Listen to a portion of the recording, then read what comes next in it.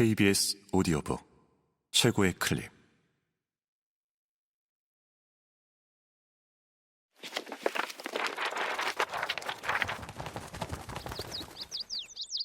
KBS 오디오북. 우리가 사랑에 빠질 수밖에 없는 이유. 스테파니 카치오포 지음. 성우 이무이주 읽음. 프롤로그. 사랑에 빠지는 것이 중력 탓은 아니지 않는가. 알버트 아인슈타인.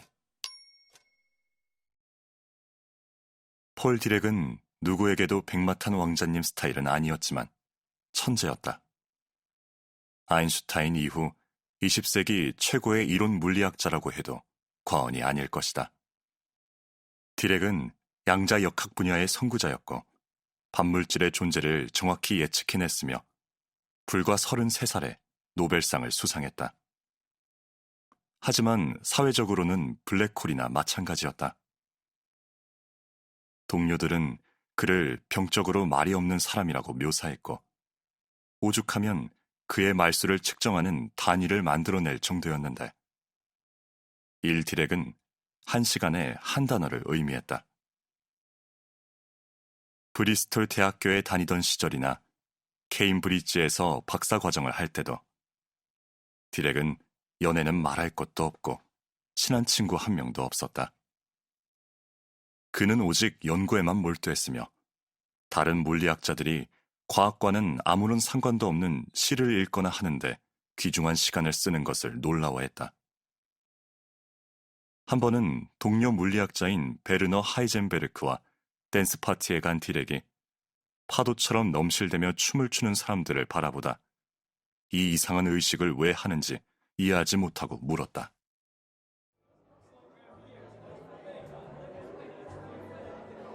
춤은 왜 추는 거지? 멋진 여자들과 춤추는 건 즐거운 일이니까. 하이젠베르크가 대답했다. 그러자 한참을 생각하던 디렉이 되물었다. 그럼 춤추기 전에 그 여자들이 멋지다는 건 어떻게 미리 알았어?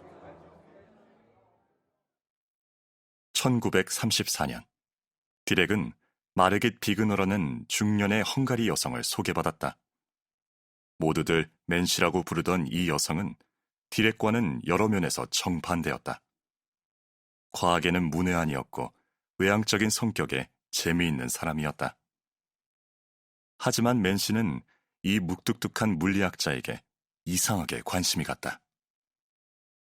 디렉 자신은 보지 못하는 면을 맨시는 볼 수 있었다. 언젠가 맨시가 디렉에게 사랑을 가득 담은 편지를 보내자 그는 어깨를 으쓱하며 문법을 교정하고 외모를 비평한 답장을 보내왔다. 그녀는 디렉이 냉혹함으로는 두 번째 노벨상을 타고도 남는다고 말했다. 하지만 맨시는 포기하지 않았다.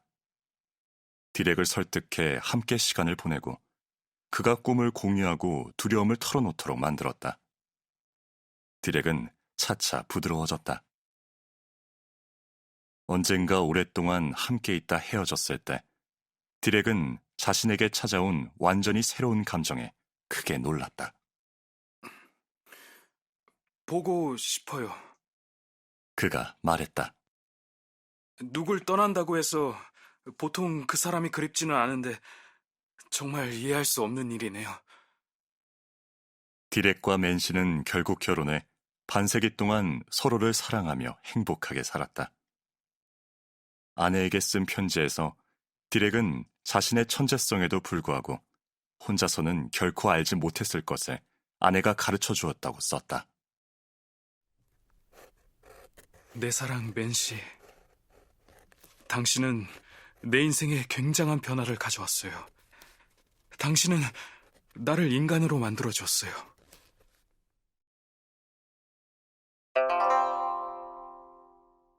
혼자인 사람들.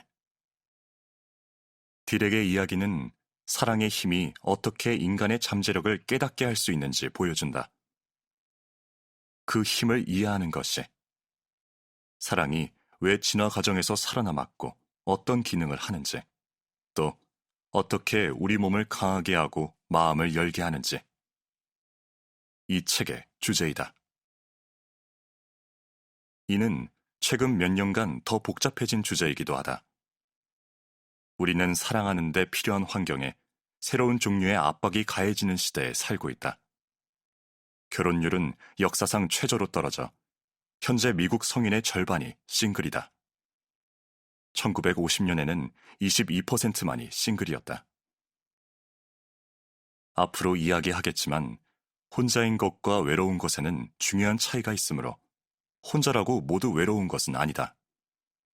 하지만 스스로 혼자인 삶을 선택해서가 아니라 상황에 의해 혼자가 된 사람들은 외로움을 느낄 가능성이 크다. 혼자 아이를 키우는 사람들 같은 경우가 그렇다. 2020년에 전국적으로 시행한 한 조사에 따르면 혼자 아이를 키우는 부모의 경우 다른 가정보다 외로움을 느끼는 정도가 높은 것으로 나타났다. 2018년 스코틀랜드의 조사에 따르면 혼자 아이를 키우는 사람 3명 중 1명이 자주 외로움을 느끼고 2명 중 1명은 가끔 외로움을 느낀다고 응답했다. 외로움은 사실 너무나 만연하고 타격이 커서 많은 의료 전문가들은 외로움이 유행병으로서의 완전한 형태를 갖추었다고 표현할 정도이며 싱글인 개인뿐만 아니라 파트너가 있지만 서로에게 만족하지 못하는 커플에게도 영향을 준다. 아마도 이러한 인간관계에 대한 열망과 그리움이 온라인 데이트 산업을 폭발적으로 성장시킨 원인일 것이다.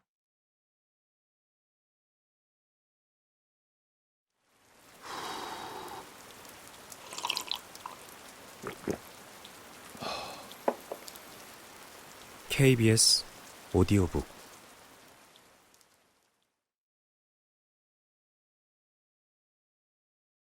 2015년에서 2020년 사이 온라인 소개팅 앱 회사들의 총 수익은 16억 9천만 달러, 약 2조 280억 원에서 30억 8천만 달러, 약 3조 6,960억 원으로 크게 뛰었으며 2025년까지 2배가량 늘어날 것으로 예상된다. 또한 2020년 마지막 분기에 실시한 한 온라인 조사에서는 싱글이거나 배우자와 사별했거나 이혼한 인터넷 사용자의 39%가 최근 한 달 사이에 온라인 소개팅 앱을 사용해 본 적이 있다고 답했다.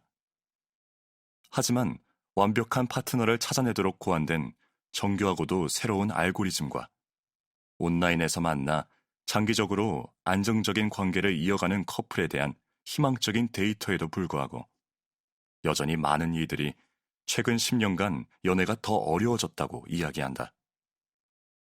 우리 중 누군가는 사랑을 발견하기도 하지만 다른 누군가는 여전히 특별한 한 사람을 찾기 위해 오늘도 계속해서 화면을 스와이프한다. 어떻게 해야 만날 수 있을지는 모르지만 완벽한 짝이 가까이 있을 것이라는 믿음으로. 예전보다 사랑에 대한 기준이 높아진 걸까? 디지털 시대의 연애에는 그 전 세대 사람들이 오프라인에서 사람을 만나던 것과는 근본적으로 다른 무언가가 있는 걸까? 어장이 너무 좁은 것일까? 아니면 반대로 그 안에 물고기가 너무 많은 것일까? 휘저으면 휘저을수록 내 그물에 문제가 있는 게 아닐까 하는 걱정이 앞선다. 일반적으로 생각하면 선택지는 많을수록 좋은 것 같지만 연구에 따르면 사실 사람들은 선택지가 너무 많은 것보다는 8개에서 15개 정도로 한정된 범위의 선택지를 선호한다. 선택지가 15개를 넘어가면 사람들은 압박감을 느낀다. 심리학자들은 이 현상을 선택 과부하라고 부른다. 나는 FOBO, Fear of a Better Option, 더 나은 선택이 있을 것이라는 두려움, 라는 용어가 더 마음에 든다. 어떤 이름을 갖다 붙이든 선택은 지치는 일이다. 코로나19 팬데믹은 연애 시장에서의 피곤함에 지쳐있던 수많은 싱글들에게 영업을 중단하고 독신 생활의 안락함 속에서 잠시 쉬어갈 수 있는 핑곗거리를 제공해 주었다. 감염병이 어느 정도 가라앉는 기미를 보이자 일부 싱글들은 이번에는 FODA, Fear of Dating Again, 즉 연애 재개 공포를 느끼기 시작했다. 디지털 시장에서 스스로의 가치를 상품화해 소비되며 겪은 고립감에 트라우마가 생긴 것일지도 모르겠다. 어쩌면 온라인상에서 잠적해버리는 상대에게 너무 여러 번 당했기 때문일 수도 있고, 아니면 사랑을 찾다 기대에 못 미치는 경험에 실망하고 지친 것일지도 모르겠다. 물론 모두가 그런 것은 아니다. 코로나 기간 동안에 연애를 잠시 멈춘 사람들도 있지만 소개팅 앱의 전체 사용량은 증가했는데 사람들이 온라인상에서 연결고리를 찾고자 했기 때문으로 보인다. 락다운 이후 연애를 망설이는 사람이 많았던 만큼 또 어떤 사람들은 연애 스타일을 완전히 바꾸어 특별한 한 사람을 찾아내고야 말겠다는 희망의 에너지가 샘솟기도 했을 것이다. 정해진 배역만 찾는다든가, 미래를 약속할 모든 조건을 충족하는 상대만 만나기, 종말론자가 되었다든가, 이 연애가 마지막 사랑일 것처럼 하는 식으로 말이다. 팬데믹은 사회적 고립에 맞서 싸우는 싱글들뿐 아니라 이전 그 어느 때보다 함께 보낸 시간이 늘어난 커플들에게도 거대한 시험대였다. 대공황이나 제2차 세계대전과 같은 다른 전 지구적 위기 상황에서와 마찬가지로 결혼율이 팬데믹 이전 최저점보다 더 낮은 수준으로 곤두박질 쳤다. 커플들은 여러 계획을 코로나 이후로 보류하고 속도를 늦추고 좋은 쪽이든 나쁜 쪽이든 서로에 대해 더 잘 알게 되는 시간을 가지게 되었다. 케임브리지 대학교 수학과 박사 과정에 있던 한 학생의 계산에 의하면 락다운 기간 동안 커플들의 실제 연애 기간이 평균적으로 4년 정도 더 얹어진 것으로 보면 된다고 한다. 어떤 이들은 관계에서 벗어나고 싶어 했다. 문화평론가들은 관계가 위태로웠던 커플은 락다운 스트레스를 이겨내지 못할 것이라고 예측했으며 실제로 이 기간 동안 이혼 전문 변호사들의 전화통에 불이 났다는 미디어의 보도도 있었다. 하지만 팬데믹이 시작되고 몇 달 후 이루어진 한 조사에서는 미국인 커플의 절반이 이 유폐 경험으로 관계가 더욱 공고해졌다고 답변한 것으로 나타났고 1%만이 관계가 나빠졌다고 대답했다. 코로나19로 인해 우리가 맺고 있는 인간관계가 얼마나 강한 회복력을 지니고 있는지 알게 되었다고 해도 커플들은 여전히 많은 난제와 마주하고 있다. 디지털 기술의 발전으로 엄청나게 많은 사회적 이점을 누리게 되었지만 커플에게 이는 은총인 동시에 저주였다. 덕분에 물리적으로 멀리 떨어져 있을 때에도 서로 연결될 수 있었지만 다른 한편으로는 다른 이들과도 이어주는 이 장치로 인해 정작 파트너와는 심지어 한 방에 같이 있을 때조차 연결이 끊어지기도 했다.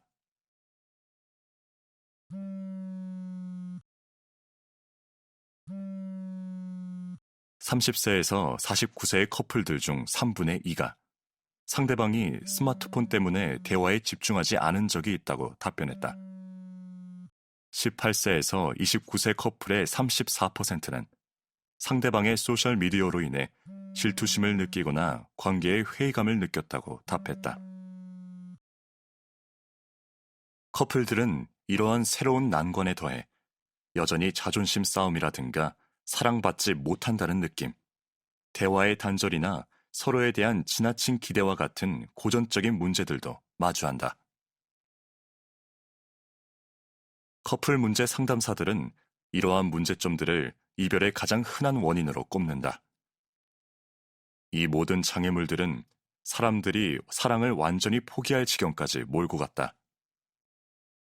퓨 리서치 센터에 따르면 놀랍게도 싱글인 미국 성인의 절반, 대다수의 싱글 여성이 연애 시장에 아예 발을 들여놓지 않고 있다고 답했다. 유엔 조사 역시 전 세계적으로 혼자 사는 가구가 늘어나고 있으며 많은 사람들이 적당한 파트너를 찾지 못하고 있다고 발표했다. 결혼을 원하는 사람들의 절반 정도가 배우자를 찾지 못하고 있다고 답변한 일본의 경우는 특히 두드러지는 예다. 관계에 영향을 미치는 이런 모든 트렌드는 밀레니얼 세대에 가장 큰 타격을 주는 듯하다. 미국에서는 밀레니얼 세대의 61%가 현재 배우자나 파트너 없이 살고 있다. 밀레니얼 세대가 사랑을 찾는데 고군분투하는 동안 한창 연애를 할 나이에 더 어린 연령층에서는 적극적으로 연애를 피하고 있는 사람들이 꽤 있는 것으로 나타난다. 노스 웨스턴 대학교에서 결혼, 메리지 101이라는 인기 과목을 가르치는 한 임상 심리학자는 미국의 시사 잡지 디 애틀랜틱과의 인터뷰에서 많은 학생들이 로맨스 자체를 피하고 있다고 이야기했다. 점점 더 많은 학부생들이 미래를 망치지 않으려고 대학 시절에 사랑에 빠지지 않기 위해 노력한다고 이야기합니다. 사랑이라고 부르는 그것. 나는 사랑을 연구하는 신경과학자이기도 하지만 속절없는 낭만주의자이기도 하다. 나는 많은 사람들이 혼자 살기를 선택하고 낭만적 관계에서 등을 돌리는 요즘 같은 때에 그러지 말고 다시 한번 힘을 내보자고 말하고 싶다. 세상이 변하고 있는 것은 맞지만 사랑도 그에 맞춰 변화하고 진화할 것이다. 융통성이야말로 사랑의 가장 멋진 점이다. 사랑은 끝도 없이 필요에 맞게 변화할 수 있지만 그렇다고 사랑이 소모품이 되어서는 안 된다. 사랑은 선택사항이 아니며 없어도 살 수 있는 것이 아니다. 사랑은 생물학적 필수 요건이다. 과학적으로 뇌에 관해 연구해 오면서 건강한 사랑을 하는 것이 영양가 있는 음식과 운동, 깨끗한 물만큼이나 인간의 건강한 삶의 필수적인 요소라는 점을 확신하게 되었다. 장기적으로 낭만적 관계를 맺고 혜택을 누리도록 진화를 통해 우리의 몸과 마음에 새겨져 있는 것이다. 이런 관계가 해지고 찢어지면 정신 건강과 신체는 망가진다. 나는 연구를 통해 우리 두뇌의 회로가 사랑을 하도록 짜여 있을 뿐 아니라 딜에게 말처럼 사랑 없이는 잠재력을 온전히 발휘할 수 없다는 점을 밝혀냈다. 사회적 존재로서 우리의 삶이 미래의 어떤 모습이든 사랑이 기초가 되고 초석이 되어야 한다. 나는 연구실에 틀어박혀 몇백 시간을 사랑에 빠진 사람들의 뇌, 사랑의 상처를 받은 사람들도 를 스캔하고 분석하여 이 점을 알아냈지만 내가 나의 삶에서 사랑을 발견하고 잃어버리고 다시 찾기 전까지는 사랑의 중요성과 진정한 아름다움을 완전히 이해하지 못했다. 이 책을 통해 우리가 사랑의 신비를 함께 풀 수 있기를 바란다. 하지만 그 전에 두 글자로 이루어진 사랑이라는 단어가 무엇을 의미하는지 먼저 짚고 넘어가야 한다. 이 책에서 여러 종류의 사랑에 대해 논의하고는 있지만 모성애, 조건 없는 사랑, 친구, 반려동물, 일, 스포츠, 삶의 목적을 향한 사랑 같은 낭만적 사랑에 주로 초점을 맞췄다. 두 사람이 온전히 자신의 선택으로 서로를 단단히 묶는 눈에 보이지 않는 유대의 끈을 만들고 심장을 마구 날뛰게 하고 천척의 배를 띄우게 하고 스파르타 왕비 헬레나를 되찾아오기 위해 트로이 전쟁이 발발했다는 데서 쓰이는 은유. 가족을 이루게 하며 심장을 찢는.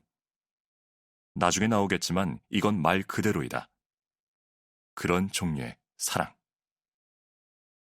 내가 연구하는 사회신경과학은 사랑에 관해 전체론적 방법으로 접근한다. 사랑에 빠진 사람들의 뇌를 깊이 들여다봄으로써 사랑이라는 이 복잡한 신경생물학적 현상이 단지 뇌의 쾌락 중추만을 활성화하는 것이 아니라 뇌의 가장 진화되고 지적인 부분이자 지식을 습득하고 세상을 이해하게 해주는 인지체계를 활성화시킨다는 것을 발견한다. 그러나 사람들은 여전히 사랑처럼 위대하고 신비로우며 심오한 무언가를 이해하는데 신경과학의 도움을 구하기보다는 시인을 찾는다. 엘리자베스 베릿 브라우닝은 사랑이라고 부르는 이 형언하기 어려운 감정을 다음과 같은 시 한 구절로 정의한다. 제 삶의 모든 숨결과 미소와 눈물로 당신을 사랑합니다. 마야 안젤루는 사랑을 찾는 이들을 기쁨으로부터 추방된 자, 외로움의 껍데기에 쌓여서 사랑이 우리를 다시 삶으로 돌려놓기를 기다리는 사람이라고 우아하게 표현했다. 그런데 실제로 사랑을 정의해야 하는 순간이 오면 시인은 그저 시적일 수밖에 없다. 프랑스 시인이자 소설가인 빅토르 위고는 사랑이란 무엇인가 묻는 질문에 똑바로 대답하는 대신 이 말 저 말로 얼버무리며 피해갈 뿐이다. 길에서 사랑에 빠진 무척 가난한 한 남자를 만났다. 모자와 코트는 낡고 신발에는 물이 새고 있지만 그의 영혼으로는 별이 지나고 있었다. 라든가 제임스 조이스의 장편 소설 율리시스의 멋진 구절. 사랑은 사랑을 사랑하는 것을 사랑한다. 는 또 어떤가? 문장 자체만 보면 참 멋지다. 하지만 사랑이 무엇이냐는 질문에 대한 답변으로는 불완전하다는 게 줄 수 있는 가장 후한 점수일 것이다. 어떤 현상에 접근함에 있어 과학자라면 마치 외과 수술을 하듯 정확해야 한다. 사랑을 연구하려면 사랑을 해부해 파헤쳐야 한다. 사랑이 무엇인가에 관한 것뿐 아니라 무엇이 사랑이 아닌가에 대해서도 정의해야 한다. 사랑은 감정인가, 인식인가? 사랑은 원초적 충동인가? 아니면 사회적으로 구축된 것인가? 사랑의 기쁨은 자연적인 도취감인가? 위험한 마약인가? 앞으로 짚어가겠지만 답은 둘 다이기도 하고 모두 답이 아니기도 하다. 이렇듯 딱 잘라 말할 수 없는 상황에서 제대로 된 과학자라면 그냥 계속해서 양파 껍질을 벗겨내 볼 수밖에 없다. 과학자는 사랑이라는 용어를 정의하는 데 그쳐서는 안 되고 자신이 내린 사랑의 정의가 해당되지 않는 상황, 즉 경계 조건을 설정해야 한다. 양방향이 아닌 사랑도 여전히 사랑일까? 욕망이 수반되지 않는 사랑도 사랑일까? 동시에 두 사람과 진정한 사랑을 나눌 수 있을까? 사랑을 정의하는 분명한 경계를 먼저 정하고 나면 그때부터 사랑이라는 것이 어떻게 작동하는지 분석을 시작할 수 있고 사랑에 관한 오래된 전언들이 사랑에 눈이 멀었다든가 첫눈에 반할 수 있다든가 한 번도 사랑하지 않는 것보다는 사랑했다 잃어버리는 게 낫다든가 하는 이야기들. 과연 과학적으로 타당한지 실험해 볼 수도 있을 것이다. 사랑을 현미경 아래로 밀어넣으면 그동안 질문할 생각조차 하지 못했던 새로운 질문들이 생겨난다. 사랑에 빠진 사람은 왜 고통을 덜 느낄까? 그들은 어떻게 질병으로부터 더 빨리 회복할 수 있는 것일까? 그들이 특정 분야에서 더 창의성을 발휘하는 것은 왜일까? 사랑에 빠진 사람들은 어떻게 다른 사람의 보디랭귀지를 읽어내고 행동을 예측하는 데 더 능숙할까? 이러한 사랑의 장점뿐 아니라 위험 요소 역시 살펴볼 수 있다. 사랑은 왜 식을까? 시련의 상처는 왜 그렇게 아플까? 산산조각난 마음은 어떻게 고칠 수 있을까? 이 책에서는 나의 연구와 더불어 사회학부터 인류학, 경제학까지 여러 분야를 아우르는 동료 학자들의 연구를 소개하며 현대 과학이 인류의 가장 오래된 특성 중 하나인 사랑을 어떻게 설명하고 있는지 이야기하고자 한다. 나는 뇌를 깊이 들여다보아 마음에 무슨 일이 일어나는지 알아볼 것이다. 또한 지금까지 만났던 환자들과 커플들, 나의 가족, 그리고 사랑이 어떤 작용을 하는지 강력하게 예증했던 사람들의 사례를 소개하고자 한다. 하지만 이 책의 주된 사례는 바로 나 자신이다. 나의 이야기를 공개하는 것이 어느 정도 불편한 것은 사실이다. 나는 부끄러움이 많고 스스로에 대해 잘 이야기하지 않는 성격이다. 책에서 털어놓을 몇 가지 일들은 나의 가장 친한 친구들조차 처음 듣는 이야기일 것이다. 오랜 시간 나의 유일하고도 진정한 사랑의 대상은 과학이었고 내가 실험실 밖에서 사랑을 경험할 것이라고는 생각하지 않았다. 디렉과 마찬가지로 나 또한 예상치 못하게 사랑을 발견했는데 처음에는 혼란스러웠지만 이제는 사랑 없이는 살 수 없게 되었다. 37. 성광처럼 비친 뜻밖의 행운으로 나는 인생의 큰 사랑을 만났다. 그와 나는 대양을 건너 데이트했고 파리에서 결혼식을 올렸으며 한 쌍의 원앙처럼 결코 갈라놓을 수 없는 사이가 되었다. 우리는 함께 여행하고 함께 일하고 함께 달렸다. 신발을 사러 갈 때조차 함께였다. 우리의 7년간의 결혼 생활을 하루에 6시간 정도 함께 보내는 잠자는 시간을 제외하고 평범한 커플의 시간으로 환산하면 21년 정도 되는 것이나 마찬가지이다. 우리는 매 순간 사랑했다. 함께인 것이 너무나 행복해 시계가 멈출 때까지도 시간 가는 줄을 몰랐다. 나는 한때 사랑을 오로지 과학의 눈으로만 관찰하곤 했지만 남편에게서 인간적인 눈으로 사랑을 보는 방법을 배웠다. 그러자 내 인생과 연구에 영원한 변화가 찾아왔다. 이 책에서 나는 과학에 관한 이야기와 내 이야기 뒤에 숨은 과학에 대해 이야기하려 노력했다. 이것이 관계의 성격을 이해하는 데 도움이 되고 당신이 삶에서 사랑을 발견하고 지속하는 데 영감을 줄 수 있기를 바란다. 1. 사회적 뇌. 별에 쓰여 있었지. 우리의 운명이었던 것. 하늘에 쓰여 있었지. 눈이 아닌 마음으로 읽을 수 있도록. 엘라 피츠제럴드. 혼인서약을 과학적 사실에 기반해 다시 쓴다면 어떨까? 오늘부터 나는 내 온 뇌를 다해 당신을 사랑하겠습니다. 해부학적으로 정확한 문장을 위해 낭만은 내다버렸다. 이 문장의 낭만적인 버전이자 원래 버전, 즉 모든 신랑 신부가 사랑하는 사람의 손을 꽉 잡고 하는 그 문장은 내 심장을 다 바쳐 당신을 사랑하겠습니다이다. 사랑에 대해 이야기할 때 언급되는 신체기관은 뇌가 아닌 심장이다. 사랑의 언어를. 당신은 내 심장을 훔쳤습니다. 해석할 때 이 두 기관을 바꿔놓으면 황당하다 못해 기괴할 정도이다. 당신은 내 뇌를 훔쳤습니다. 감정과 인지를 담당하는 주요 기관이 뇌라는 건 오늘날 이미 잘 알려진 사실이고 궁극적으로 사랑에 빠지고 머물 수 있게 하는 능력 역시 뇌의 소관이다. 그런데도 언어는 왜 여전히 이러한 현실을 반영하지 않는 걸까? 우리는 왜 낭만과 열정을 심장의 일로 치부하는 것일까?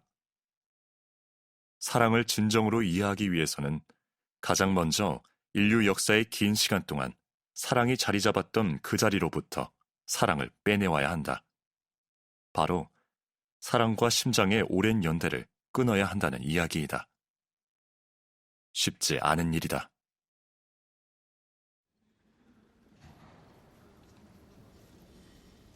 옥스포드 영어 사전은 무려 15,000단어를 동원해 심장을 설명하는데 대부분 사랑이나 다른 종류의 감정과 느낌, 그리고 생각의 흐름을 말할 때 심장 또는 마음이 어떻게 쓰이는지에 대해서 묘사한다. 우리는 사랑하는 사람을 잃어버리는 것은 심장이 부서진다. 하트 브로큰. 중요한 결정을 바꾸는 것은 마음을 바꾼다.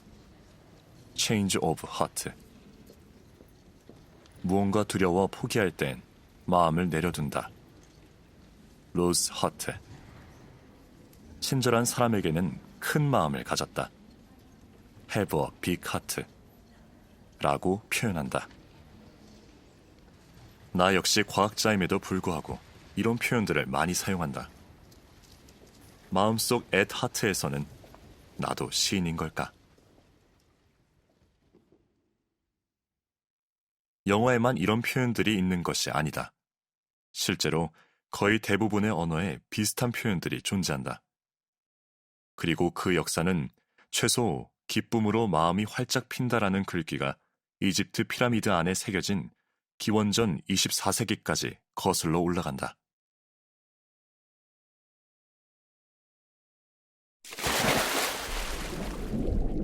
KBS 오디오북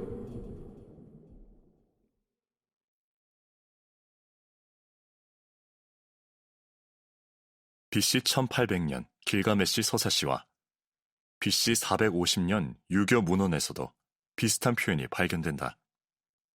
반면 고대 기록에서 뇌에 관한 시를 찾고자 한다면 그저 행운을 빌 뿐이다. 대부분 사람들의 생각과 달리 이러한 표현들은 단지 비유적인 표현이 아니었다. 아리스토텔레스를 포함한 세상 모든 사람들이 감정이 머리가 아닌 가슴에서 비롯된다고 믿던 시기에 인간이 만들어낸 산물이다. 과학사가들은 이러한 믿음을 가리켜 심장 중심적 가설이라는 그럴듯한 이름을 붙였다. 지금은 오류로 밝혀졌지만 지구가 우주의 중심이며 태양과 천체가 지구를 중심으로 회전한다는 천동설과 비슷한 뿌리를 갖는다. 이런 생각은 망원경과 로켓을 가진 우리에게는 어리석게 들리겠지만 고대 사람들에게는 그들이 매일 접하는 현실과 들어맞았다. 모든 면에서 지구는 가만히 있고 하늘에 뜬 태양은 움직이는 것 같았을 테니까. 이같이 상식적인 선에서 사람들은 마음이 가슴 속에 있다고 믿었다. 흥분하거나 무서울 때 느끼는 감정을 떠올려보라. 심장이 빠르게 뛰고 숨은 가빠진다. 위가 뒤틀린다. 그리고 뇌는 무엇을 하는가? 우리가 느끼기로는 뇌는 그냥 거기 가만히 있다. 꼼짝도 않고 죽은 듯 조용히. 마음이 어디에 있는지를 찾는 과정에서 아리스토텔레스는 임사체험이 심장이 멈추는 현상을 동반한다는 사실을 알아차렸고 심장과 피, 혈관에 근본적인 중요성을 부여했다. 그의 심장 중심적 관점에서는 심장이 생각과 느낌을 주관하는 기관이다. 또한 다른 장기에 비해 뇌가 상대적으로 차갑다는 사실에도 주목했다. 그에 따라 아리스토텔레스는 뇌가 인간의 모든 감각의 근원인 열과 끓어오르는 심장을 완화시켜주는 생리학적 에어컨과 비슷한 기능을 한다고 추론했다. 흥미롭게도 최근의 연구에서 아리스토텔레스의 주장이 허무맹랑한 것은 아니었다는 사실이 밝혀졌다. 심장이 뇌를 통제하지는 못할지라도 각 기관은 호르몬과 전자기장, 압력파를 통해 서로 다른 장기와 상호작용한다는 것이 과학적으로 증명되었다. 고대에는 아리스토텔레스의 심장 중심적 가설이 지배적이긴 했지만 그리스의 철학자이자 과학자였던 에라시스 트라투스나 헤로필로스 그리고 로마의 해부학자였던 갈렌과 같은 사람들은 그 시대에도 감정과 이성적 사고, 의식, 그리고 사랑과 같은 신비로운 현상들이 심장이 아닌 머리에서 비롯된다고 생각했다. 하지만 인체에서 뇌가 정확히 어떤 역할을 하는지는 르네상스 시대를 지나도록 여전히 해결되지 않은 채 미궁으로 남았다. 셰익스피어도 베니스의 상인에서 사랑이 어디에서 자라는지 말해줘요. 심장인가요? 머리인가요? 라고 했으니까. 레오나르도 다빈치 역시 뇌의 신비에 대해 궁금해했다. 존스 홉킨스 의학대학원 정신의학과 교수 조나단 페브스너는 다빈치가 신경과학에 미친 영향에 대한 논문을 여러 편 발표했는데, 그에 따르면 다빈치는 뇌를 마음이 머무는 곳이며 감각의 중심이 되는 곳이자 정보를 받아 처리하고 해석하는 블랙박스로 보았다. 1494년경 다빈치는 뇌실 안에서 여러 감각이, 다빈치는 이를 센소 코민, 상식이라고 불렀다. 합류된다는 가정을 바탕으로 세 개의 스케치를 그렸다. 뇌실이란 물리적인 충격으로부터 뇌를 보호하고 영양을 공급하고 노폐물을 제거하는 뇌척 수액으로 채워진 상호 연결된 공간을 의미한다. 지식을 추구하면서 예술과 과학 사이의 완벽한 균형점을 찾아낸 다빈치는 뇌에 관한 개념에 있어서도 위대한 성과를 거뒀다. 그는 시각 정보는 눈에 보이는 것, 여러 뇌실 중 가장 큰 뇌실에서 처리되며 이를 통해 세상에서 일어나는 일을 이해할 수 있다고 믿었다. 여러분은 지금 우리가 사랑에 빠질 수밖에 없는 이유, 낭만과 상실, 관계의 본질을 향한 신경과학자의 여정을 들으셨습니다. 이 책은 신경과학자가 사랑에 관해 쓴 이야기입니다. 저자 스테파니 카치오포는 사회적 관계와 감정을 연구하는 권위 있는 신경과학자인데요. 이 책에서 자신의 사랑 이야기와 과학적 연구를 유연하게 오가며 사랑에 관한 이야기를 독특한 방식으로 풀어내고 있습니다. 신경과학자인 스테파니는 모호한 언어로 쓰인 사랑에 관한 이야기 대신 풍요로운 읽을거리와 최신 뇌과학 및 행동과학 연구들에 기반한 통찰을 제공합니다. 사랑에 관한 과학자의 언어를 담은 책, 우리가 사랑에 빠질 수밖에 없는 이유. 지금까지 성우 이물주였습니다.